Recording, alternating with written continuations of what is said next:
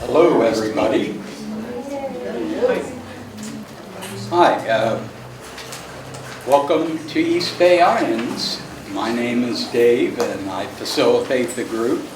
And I see some familiar faces I haven't seen in a while, and I see some new people, and what a wonderful group. And boy, you picked a good night to come, a really good night to come. Want to speak again to the people who are here for the first time, may not have been to an IANDS meeting, but we have no dogma here. You will not be told what to believe, and we encourage you to do your own research and thinking. We encourage you to take part in the discussion that will take place a bit later, and no question is bad, and no question, even skeptical ones are refused. We're wide open. We're not a church. Amen.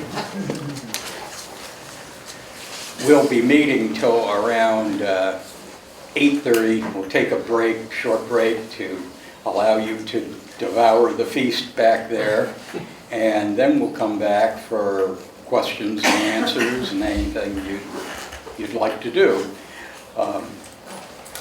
I want to encourage you, if you just come here and you're not on the email list, please sign it. It's the only way to know for sure what's happening. And you just get a couple emails a month, and the email list is not shared with anyone, so you won't be getting a million emails from other places. I want to mention our next meeting, which is also special. We're on a roll. I'm not kidding.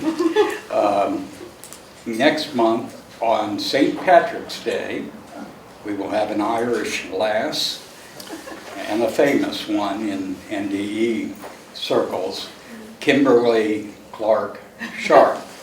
You may have seen her a couple of years ago. She is famous in the NDE world because she provided the, veridical proof of NDEs when she found she was a nurse in a hospital. On her patients mentioned having an NDE, seeing a shoe on the top of an adjoining building that you couldn't see from her room. She went over, found the shoe. Documented case of an NDE or seeing something out of their body. So you want to hear about her and her own experience.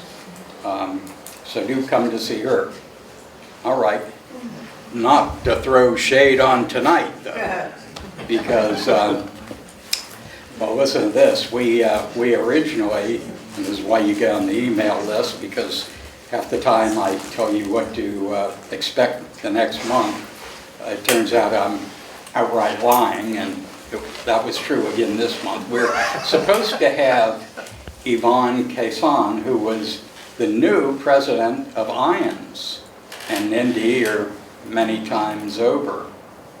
She had an accident, injured both feet, and is in a wheelchair now. We found that out just 2 weeks ago, and immediately, like a vice president is supposed to do, a man named Robert Baer stepped up and instantly said, drive to Berkeley from my home in Newport, Oregon, no problem. That's what he's done in the last day. He drove here. And he will be going down to San Jose to speak there tomorrow, so if you know any friends down there, go see him. I first saw Robert on a TV show called I Survived Beyond and Back. A really good show in its own way, and quite honest in the NDE parts. And saw Robert, eventually got in touch with him, and he came here and spoke, I think in 2010, 2011, something like that. And now he has ruthlessly climbed his way to the top of IANDS almost. We're not blaming you for Yvonne's injury, though, nothing like that. Nope. Robert's the new vice president of IANDS, just a few months in the job. He's excited, he has a lot of plans. It's kind of a new generation of IANDS leaders after the first wave of people who formed IANDS. So it's going to be a very exciting period, and I'd ask him more about that, but his own story is so good, and I've already babbled far too long here. Just a superb person, and we're very lucky to have him. Welcome, Robert Baer.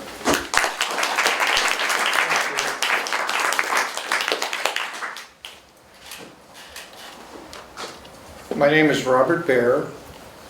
I died on March 22nd, 2009 in Phoenix, Arizona. And I was deceased for about 45 minutes, was revived, and then I passed away again for about another 10 minutes.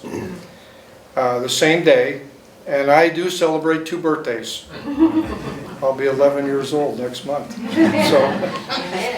But I had 2 individual NDE experiences, and I know that puts me in a unique category, and I wasn't aware of that till I was at the IANDS convention or conference in Philadelphia, and I was asked to address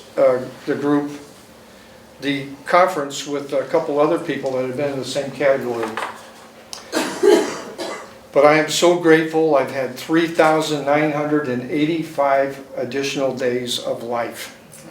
And about the same time that I passed, Michael Jackson, the rock star, passed. And I bet he would have given everything that he had for an opportunity to extend his life. And for me, I just had a doctor that just refused to let me die. But I am vice president of IANDS. I am pinch hitting for Yvonne Kaysen. She will be on Dr. Oz the 28th of this month to talk about this book, Touched by the Light, and it's going off the shelf. I mean, it's just, and she is an awesome person. And we're very close friends, and when she gets on the mend, I know she's planning on coming down to the Bay Area. She lives in, she's a Canadian, and she speaks like 3 or 4 different languages. She's also a citizen of Switzerland. She's worth the price of admission, which is nothing really. She's great. You'll really enjoy her, and I'll probably see you again because I'll come down and help her at whenever she comes back.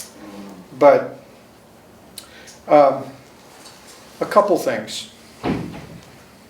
I'm gonna before we get started, I'm going to put in a pitch for those of you that aren't members of IANDS International to join.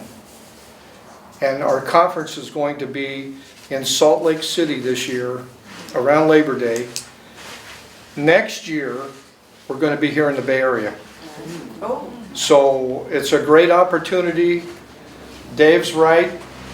There's a whole new regime, a whole new platform, and I hope you'll come and join us. But so much for that. One more book to pitch. The Millionaire Medium. Lisa Jones. If you know somebody that is having some real struggles, The Art of Living Happy, it's a good read for them. I recommend it. I hate to do that during my time to talk, but invariably, whenever I give a talk, there are people that probably need to hear what I have to say. And I need to hear what they have to say too. That's why I'm here living right now again. But my background, I was a California highway patrolman I was policeman for 23 years. And have you ever seen the TV show Chips? Yeah. That's what I did for a living. Los Angeles, San Francisco, Oakland, Santa Cruz, and in LA it was East LA, South LA, Watts. I had a great life doing what I did, but I was a different person, totally different person.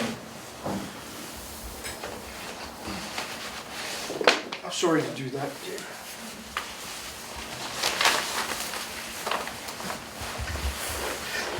So different that a lady wrote a book about me. Wow. Deborah Diamond, Life After Near Death, because I am no longer the same person that I was. I was probably a AA personality and probably very rigid by the book, black and white, and just went with the job. And the other things I've done, I've been a university professor, city manager, an international business consultant. And right now, I don't know how I've got where I've gotten, but I'm a grant writer, and I've been doing that since I had a faculty tech staff job in Oregon Tech in '93. But I enjoy doing that, and I've been doing that for nonprofits. So it's all give back. And I was down in Phoenix, Arizona in 2009. It was March, and my birthday is March 21st. So I usually go down for a week, and I spend some time with my son, who was a high school football, baseball, basketball coach and a history teacher at a high school down there. And whenever he had a spring break, I would go down and I'd spend time with him and my granddaughters. And we go to different spring training games and do things like that. And when you live on the coast like I do, and you probably get a little bit of that from the Bay Area here, because the climate here is so nice. It's not unusual to go into a real hot climate and you feel uncomfortable. And I did when I was in Phoenix. It was about 100 degrees. It was unusually hot.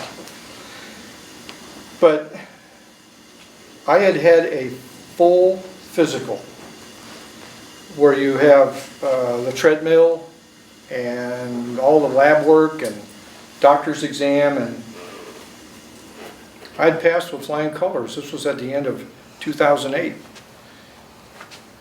And I had a friend call me, just a former police friend. He called me and said, Robert, I feel compelled to call you. And I said, you know, what's up? And I knew him from the 60s. We'd worked together. And he said, I just have to know if you're right with the Lord. And I said, what? And he said, something's compelling me to ask you. And that discussion led into a few other things, like I told him I had a physical, and so I felt great and everything. And we left the conversation at that. And shortly after that, my mother passed in 2005. And I was in my bed one night, and I awoke, and at the foot of my bed was my mother. She was beautiful. She was young, absolutely beautiful. I thought maybe I was dreaming, but she was communicating with me. And I don't know how to say what language or whatever, but we could talk to one another. And my mother told me to get my affairs in order, that I was going to die. And when she left, I was sweating so profusely. I mean, it was so real. I thought, holy cow.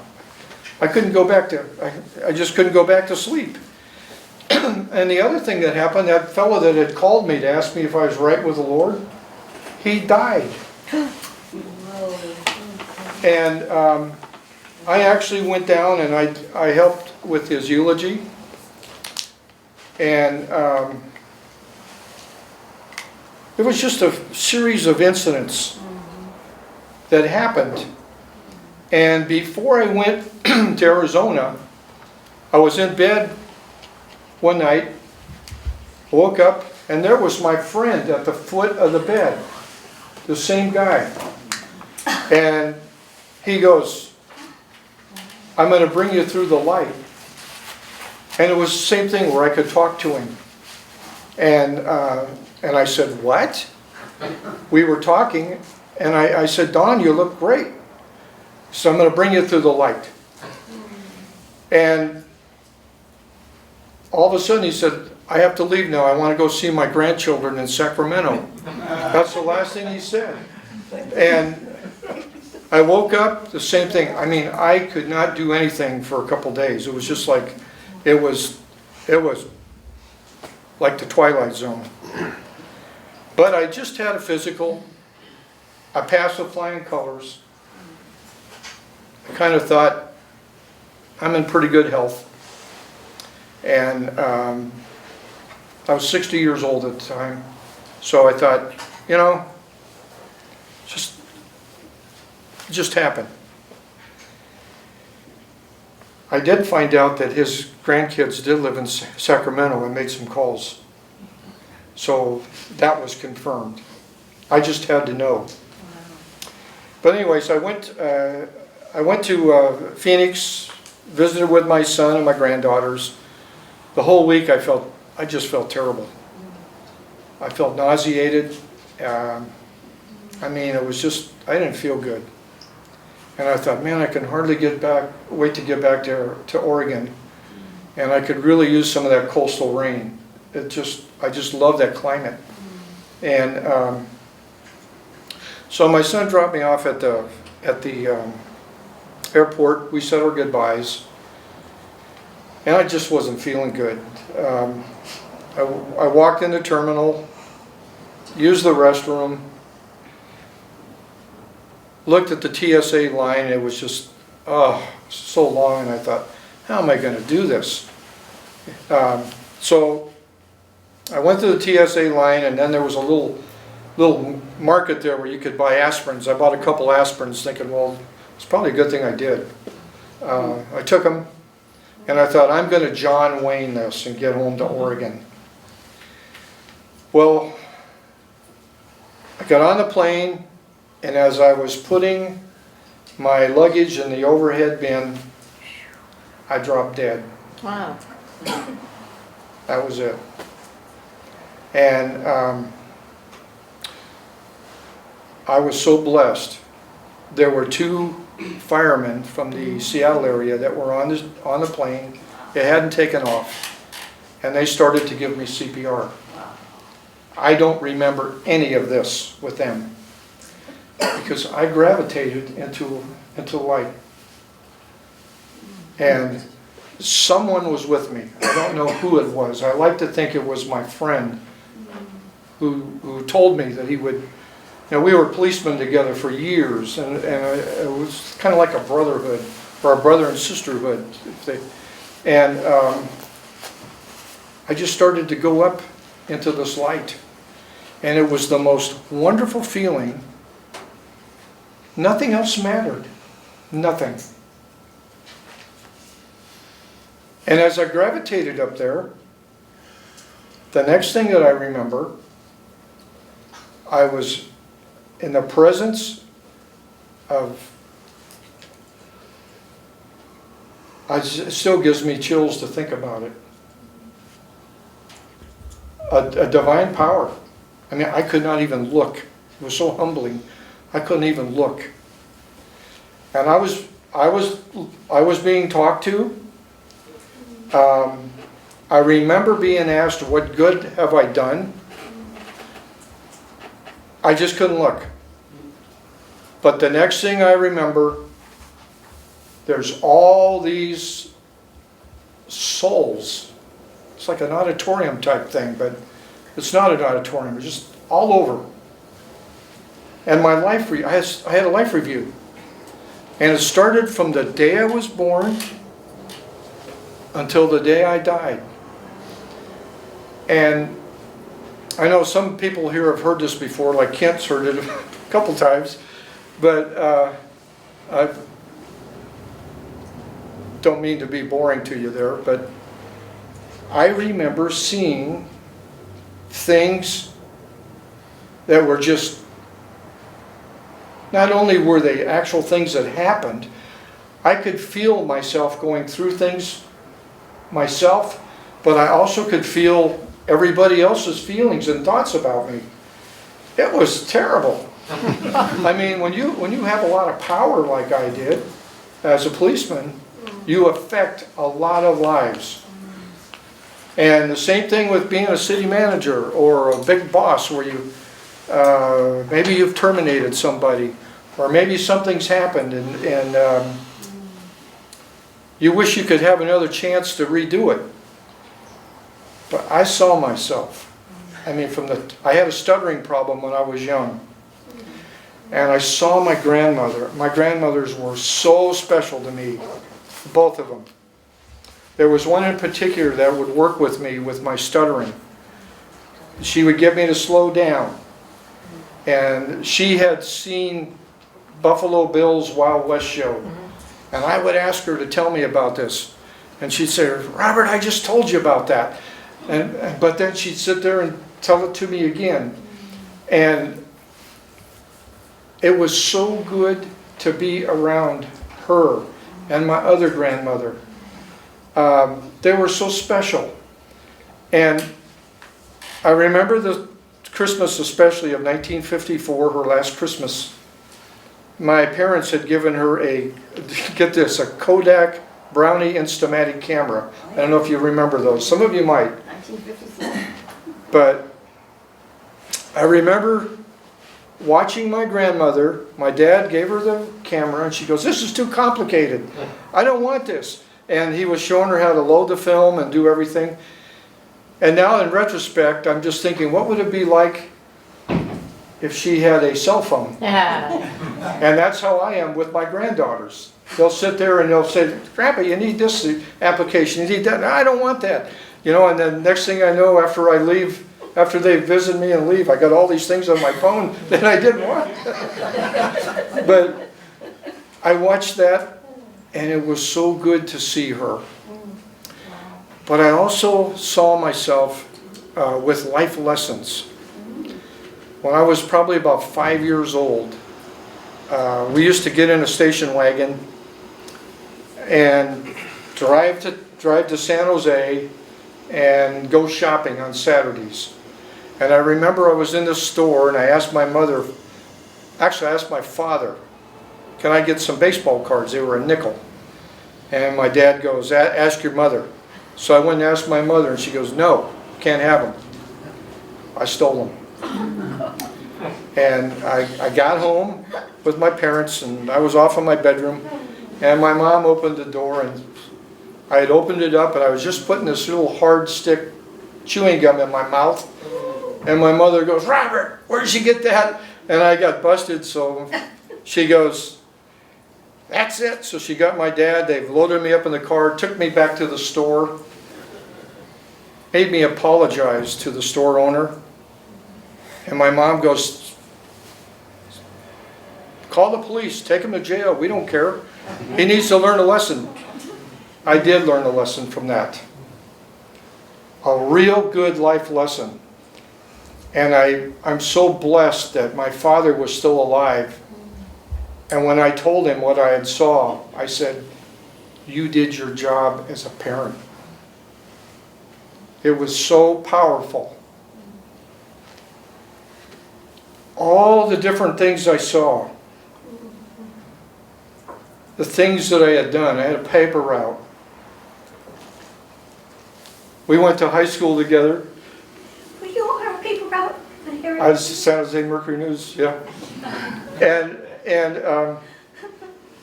you remember my 56 Chevy? It was just like our 56 Chevy. You had Yeah. a white one. Go ahead.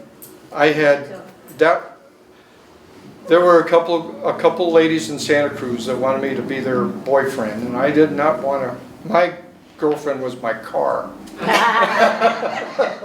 Every penny I made went into that car, whether it was chrome reverse rims or whatever, you know, putting the shift on the floor and floorboard and stuff like that. That's all I wanted to do. But there was one particular girl from Santa Cruz, and my parents had a place in Santa Cruz and a place in San Jose. So weekends we were in Santa Cruz, weekends in the summer.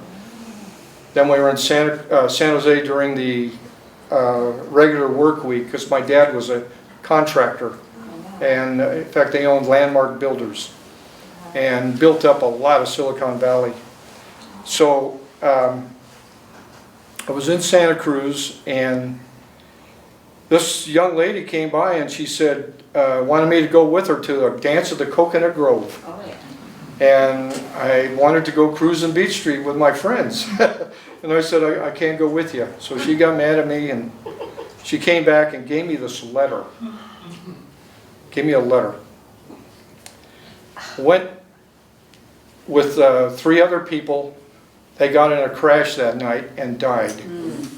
Whoa. Tell you how small of a world it is, too. The guy that worked that crash ended up working for me on the highway patrol. I found out all about it. But when I saw my life review, as it got to that point, I heard a voice say, "You never opened my letter." I know who it was. And believe me, when I came back from being deceased, it's taken its toll on me personally. But I saw that. It registered in me. I saw myself as a highway patrolman working in Watts. There's one incident that I usually talk about. And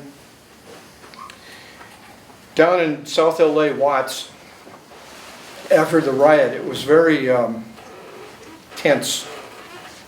There was a lot of anger and hate. It was horrible. And it wasn't unusual to make a stop in the projects, which are usually 2 or 3 stories high. And you'd be out writing a ticket, and all of a sudden you'd see a couple rifles pointing at you. It was intimidating. And one night I was on a stop with my friend, and we were arresting somebody, and we heard some gunshots go off. And the next thing I know, I see a guy running at me with a rifle. And I yelled at him to halt, but he didn't. And for some reason, I would have been justified to do something, but I did not do it. And he actually was coming to get us to help him because somebody had robbed him. But when I saw this in my life review, I actually heard, "Thanks for not shooting me." I actually heard that. It was so humbling what I saw. I've done so many things in life. I've owned cattle. I've been a professor. All these different things where I've interacted with people. And to see how they felt about me and what I thought, what they thought, and what actually happened, just something that I'm still having troubles dealing with. And one of the other things that is so unusual, I saw colors that don't exist in this world. Absolutely brilliant. And I've been so blessed. There are some times I can usually feel when it's about ready to happen. I can actually sit down, and I'm single, I'm not married, so I just sit down, I get out of bed, I sit down, get a glass of juice or something like that, and I can see the colors again. Just absolutely phenomenal. And if you get a chance to go to an IANDS conference, or you get a chance to start looking into some of the things that I'm discussing, you're going to find that people have a variety of things that happen to them when they've passed. But there are some consistent things that I've noticed. And when I first went to talk about my near-death experience, I really didn't want to do it. But I felt compelled to do it. And I interviewed for that job, the TV show, I Survived Beyond and Back. I had no idea that it would become such a hit worldwide. And it just led to a lot of different things for me. And I had never, ever talked about it to anybody ever before. And when I was interviewed for the show, I was totally by myself. They didn't have you in a room with a bunch of other people. They put you in a studio. They picked up your medical records to verify everything, to substantiate what you'd gone through health-wise, and then they interviewed you.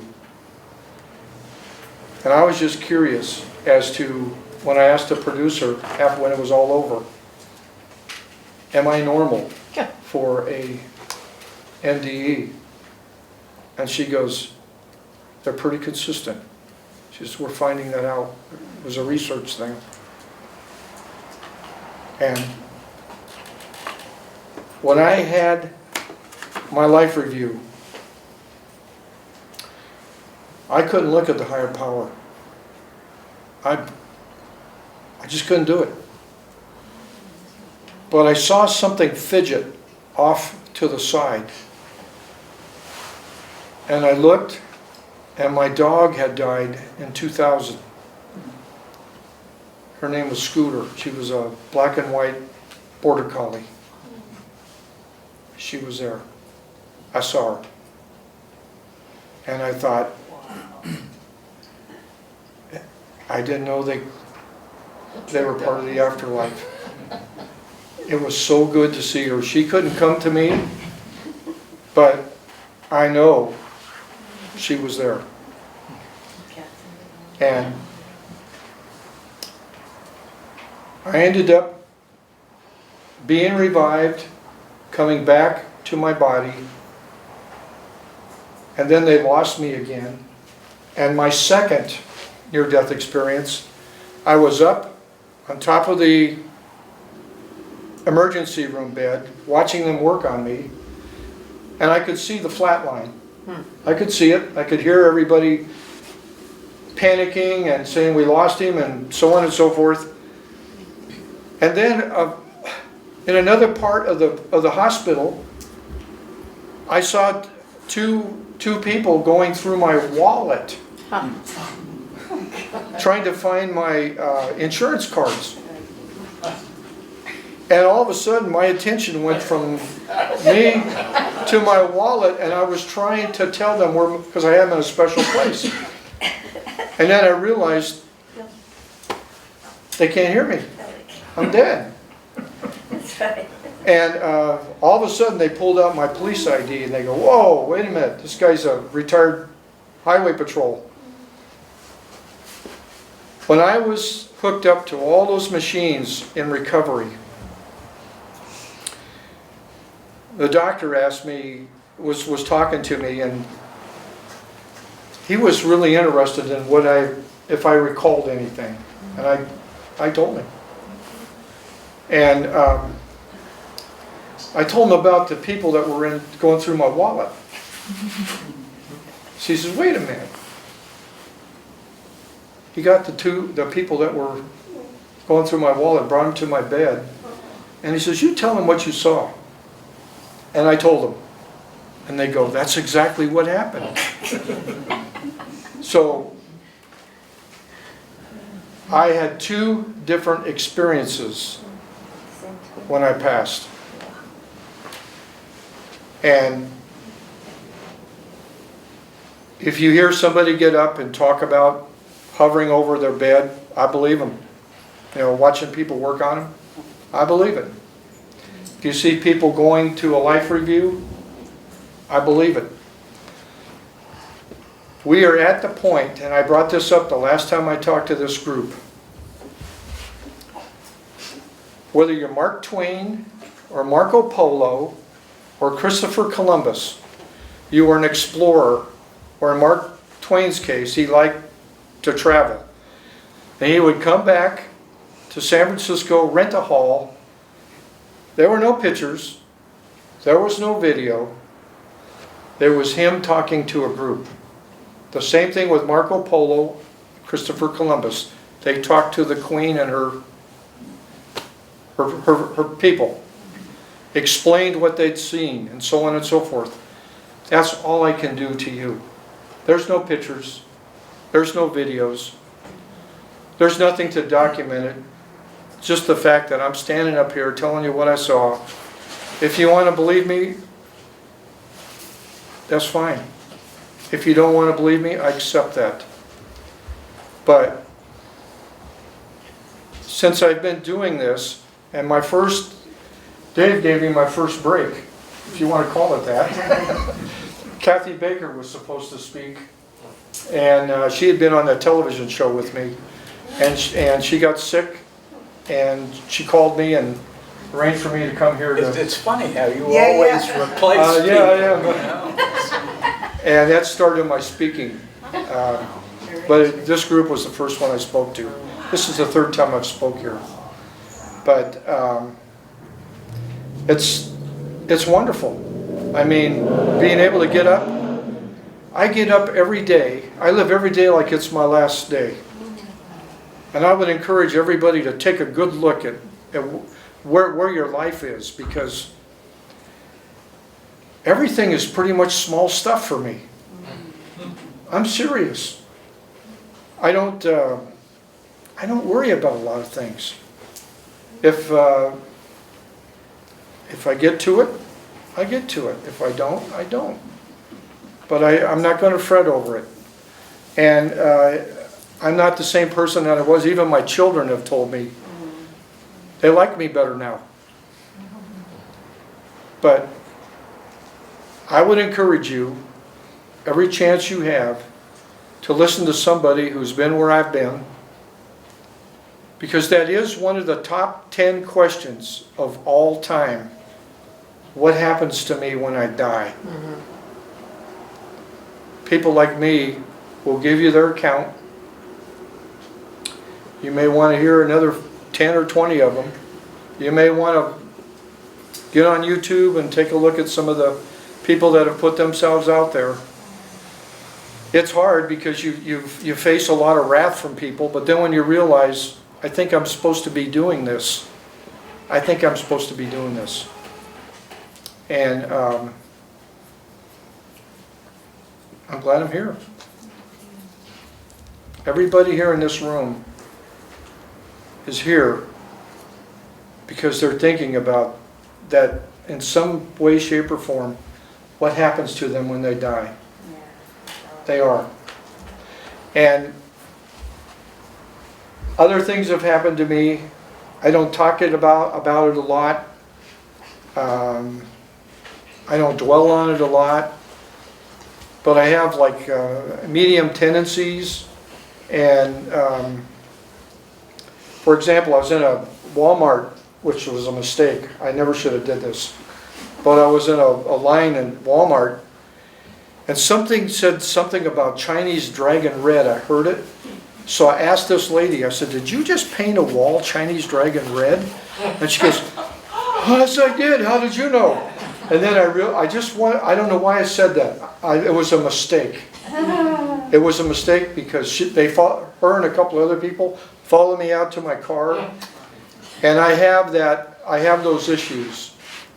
They're very strong, and it happens. And I know there's ways to develop them. I can't go there right now. Can't do it. But I never had that happen before I had my near-death experience. But I mean, I have strong things. And Yvonne Kaysen, the lady that I pinch hitted for tonight, we talk about that. We talk pretty much every day. And she's a medical doctor. She's the one who coined the phrase spiritually transmitted experience. Spiritually transformative. Yeah, that's her. That's her. STE. She's been doing research for 30 years. She's a experiencer. And it's amazing, after all these years, IANDS has been in existence for 40 years. David, we're the first two experiencers that have been at the top. Her and I. And we've kind of opened up our thought process and the process of the organization. But to be all-encompassing. And I think you're going to find, if you go to the conference, you're going to find that to be the case. It'll be a great time. But what time we have here?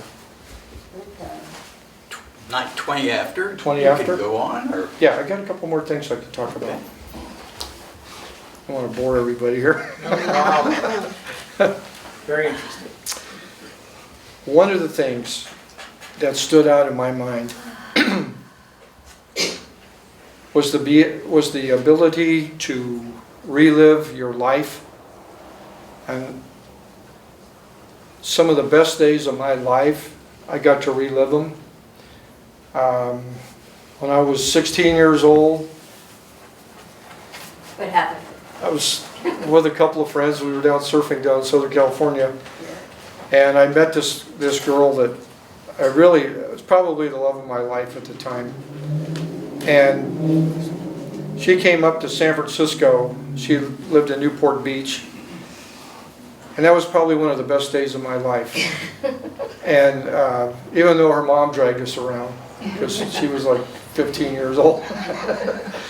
But I got to relive that. Yeah. Oh, wow. And I think about the bad, but I think about the good too. There's a lot of good things that happen in your life. And one of the things that I'm about to write, I've had so many people want me to write a book, and I'm going to tell you how I'm going to start the book, because this actually happened. When I was in Phoenix, all I wanted to do was go home. They didn't want me to leave the hospital. I'd been on all these machines and stuff, and you know, it got to the point where I was fine. So the doctor said, look, you need another surgery. I know somebody that can do it, a colleague of mine in Eugene. But as soon as you get there, you're going to have the surgery. So that happened. I went into a hospital, had the surgery, and this was a colleague of his. They knew each other. And I was in the recovery room, and it was raining in Eugene. I was just laying down, and all of a sudden I looked, and there's this old nun sitting next to me. And I thought, am I dead? And I looked over at her, and I said, are you real? And she goes, yes, I'm real. And she'd been praying for me. Wow. And she said, can you do me a favor? And I said, I don't know. And she goes, my whole life I've been a nun. I've always wondered about people that have crossed over and come back, and I just want to, can you tell me about it? And I said, well, how did you find out about me? She says, everybody in the hospital knows about you. And so, because I had been dead for a long time. So That's a long. I said, well, can you wait till I recover? I'm out of the recovery room? And she goes, oh, yes. And that's how I'm going to start my book. Being Oh, great. in that recovery room, her right next to me, Yeah. wanting to know if I was alive or dead or what was going on. And she's one of 2 persons that I've told everything to. Wow. And she cried. It was very emotional. But you know something? She needed to hear it. She needed to hear there's a higher power.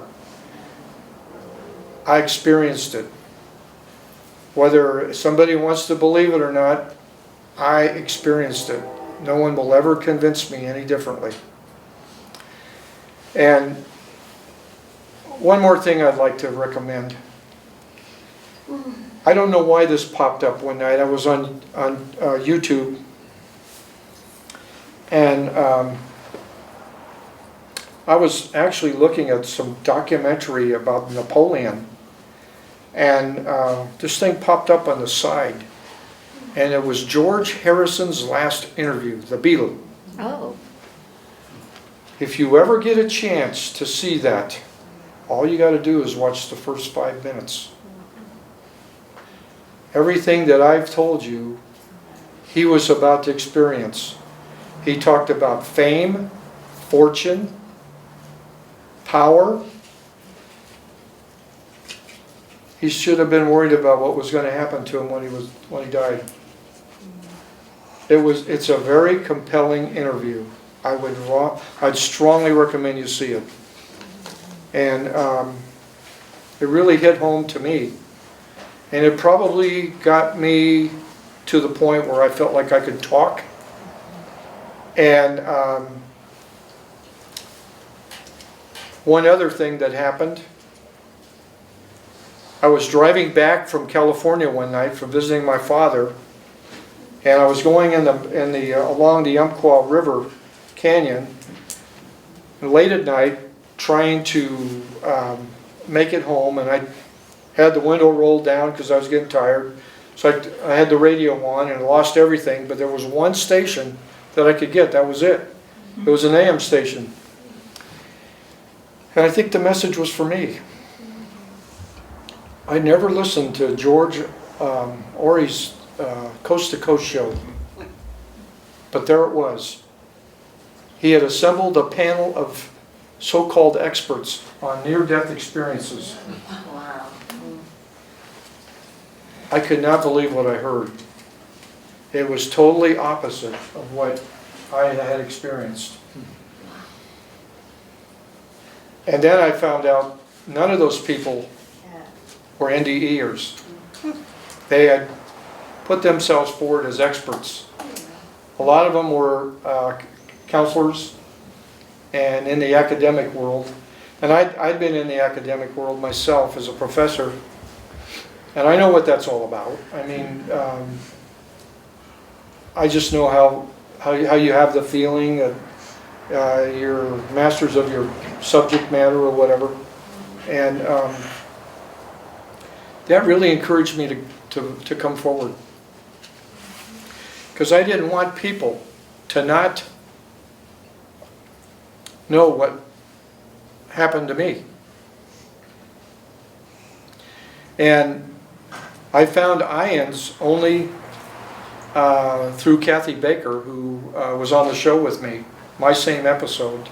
She lives in Sacramento. Just a wonderful person. She's talked to this group before. And she encouraged me to go forward. And here I am. This is a great experience. And I know some of you have written me here before, personally. I try to get to the messages. Sometimes they're pretty difficult because I'm about 7,500 behind or something like that. It's just because I speak in different locations. I'll be in Toronto and Chicago, and I know after I did an interview for the William Shatner show, when that comes on, I know there'll be a lot of interest from that. And the same thing with Yvonne Kaysen, and here again, the 28th of February is when she'll be on Dr. Oz. I would strongly recommend you see her. And especially because she's going to be coming here at some point in time. But when you get to know people, you'll be able to form your own judgment. And some of you are here have had near-death experiences. I know it. And this is a good group. This is one of the best groups I've spoken to, and I've been to groups where there are tons of people there. But I made a lot of friends from here. And I would never turn down a chance to come here. Dave's a friend of mine. We're diehard Warrior fans. And we talk to each other about it. But, well, time for a break? I guess so. And But I'll give this to him. I will stay and answer all the questions. And even if this place closes, we can go outside and do it. I do that. If you got a question, I'll do my best to get you the answer from my perspective. So.